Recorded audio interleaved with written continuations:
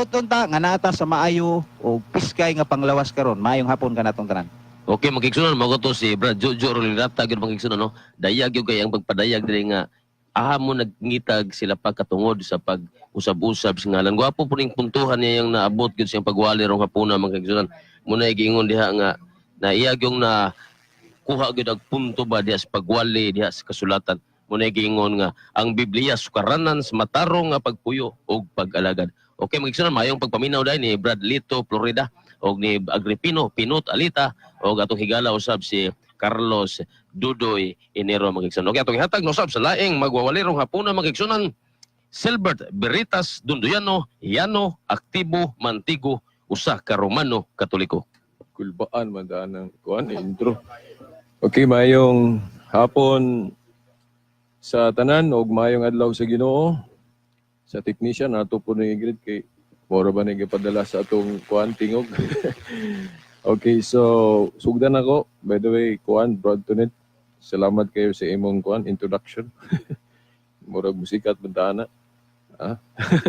Okay, now ang mensahe nga akong ialagad kung ato bang analyson ba ang namulong sa kanang stricto gyud kay ngalan ang usa Yeshua o usa sa to Yaba kuan stricto gyud kaayo ba nga kinahanglan Hebrew gyud kung analyson nato nga prinsipyuhan no sa pagsabot sa balaod kinara ana murag na ulipon ka ana sa kana bang sa una sa mga Hudiyo kinahanglan Hebrew ra gyud kumbaga sa kuan pa na kinahanglan katurag yung daan basihan. Now, dili na muhaom sa pag-abot sa bagong kasabutan. Kay ang bagong kasabutan, dili lang nakapokus sa mga Hudyo. Mana na to ha? Kundili, apil ang mga hintil. Sa to pa langkog. O bitaw nga, niingon si Obispo Ignacio, Catholic, Universal. Langkob. Sa to pa, dili lang kay Hebrew, dili lang kay Hudyo. So mahimo usab ang hintil apil sa tupa ug unsay pinulungan sa mga hintil dawaton. Di ba? O so kunong maingon mo nga dili pwede hubalon sa Grigo, panghunang-hunang Hudiyo na.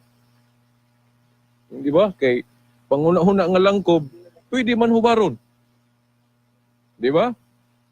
Si Kristo ang iyang litok sa nga ni Pedro, aramay ko kepa. Unya nganong gihubad malagig Petros Grigo. O mo na inuktukan nato. So di na ko mutaas ana no. Ako lang ipahinumdum pod sa uban o natong tanan diri nga kining magmensahe ta sa Biblia parang dili gid unta ta mobahin.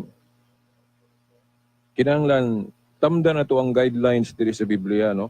Ang guidelines gid sa Biblia dapat ang atong mga pagtudlo nakabase sa authority no kanang kanabang gitumbok sa Roma 10:15 unsaon pagmensahe kung wala siya gipadala sa laing pagkaistorya ana kung gi-authorize ba siya kay ang mga apostol klaro man gyud to nakamensahe to sila kay gi-authorize gyud sila ni Jesus Christ personal gyud gi-authorize gipangtudlo.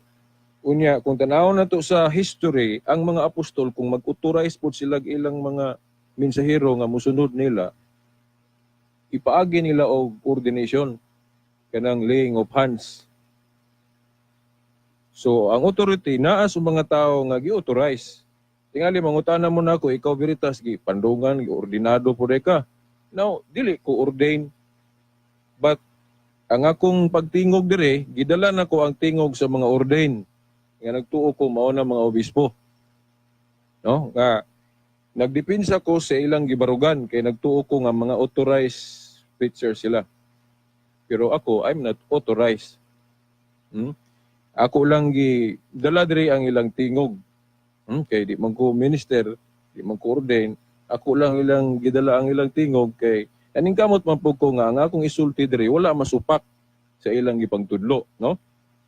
So, mo nang dili ko makasalig sa akong higala, Mitchell, sa ilang Seventh-day Adventist, kay nagtuo ko nga si Ellen White, dili authorized sa ako lang pagtuo nga tungod kay wa gyud siya kalambigitan sa mga apostol.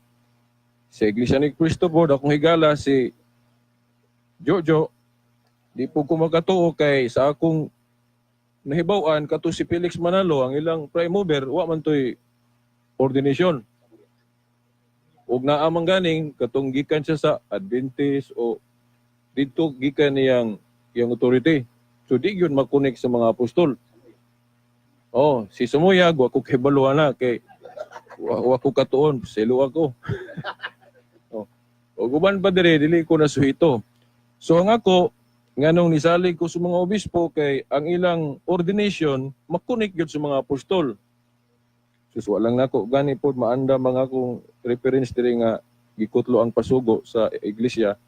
Nga bisan gani ang iglesia admitado sila nga only the Roman Catholic Church can trace its origin from the time of the apostles. Admitado ang mga iglesia ni Kristohana. So ang mga obispo gyud may nakakunik sa mga apostol. So naagyo nila ang authority gyud kung baling sila may silbing Supreme Court aning Biblia na to. Munang masaag ta kay dili man gud ta mo tuohan ang Supreme Court god nga pangunahuna ba? Nga sa ato manggaling nasud sa Pilipinas na kinahanglan matag Supreme Court. Kay kung mag-ihay lang tag interpret sa balaod, kuyaig man gyud ana. Bisag mga abogado kung i-challenge nimo ang desisyon sa Supreme Court, oy, kinsa man ka. So ako, ang akong pagtuo, ang Supreme Court aning Biblia, mga apostol, kay sila man ang nakasunod sa authority sa mga apostol. 2 minutos, Brad Silbert. So, mao na nga, masali ko sa mga obispo. Now, naalay mga pagtulunan aning simbahan na nga, ako, aminado ko nga, ang mga pare, murag doon na po'y pagkukulang ani, dili lang tanan. Kay, daghan nila, wa yun hatag o gatinawan sa uhaw nga mga parokyanong Katoliko. Mao man gani nga daghang yung nangamiya sa Katoliko. So natuman yun ang naagi mga leader pod sa simbahan dili non tanan nga nagkulang. Sila pod mismo ni angkon man kay naamang ko libro nga PCP2 katong meeting sa mga obispo sa 1991 nga sila mismo ni angkon nga doon na sila pagkukulang. O manggaling nga giaprobahan nila nga kining grupo sa CFD kay mutabang ni. Ya kinahanglan mo support sila. Kay nagkulang man sila di tabang pud may kay simbahan god. Tabangay man gyud ani. So ingon na lang nga nagkulang, dunay kakulangon unya atong iklaro nga wala kita mo pa sa atab nga walay mga problema ning simbahan pagkadaghan. Gani dunay mga kanang pahayag ang Santo Papa nga lisod kay sabton nga mga obispo gani pod nagkabahin. The history repeats itself. Daagyo na problema simbahan. Okay. Mga pagsulay man na kay sa pasumbingay lang gibagyo man gyud ang simbahan. Daghang klases bagyo. Ubang religion atake, mga obispo pod na magkontra-kontra, faction o ina na. 30 segundos, Brad So Silbert. mao na nga kana lang no. Dire lang siguro ko taman. Kay napay akong higala po sa Adventist si Brad Mitchell. Salamat. Okay, daghang salamat. Mao ka to si Brad Silbert Veritas Dunduyano, Yano Aktibo Mantigo. Okay, makiksunan sa ato ang nahibilin nga kanini ang pipila ka gutlo. Niabot yung makiksunan usa ka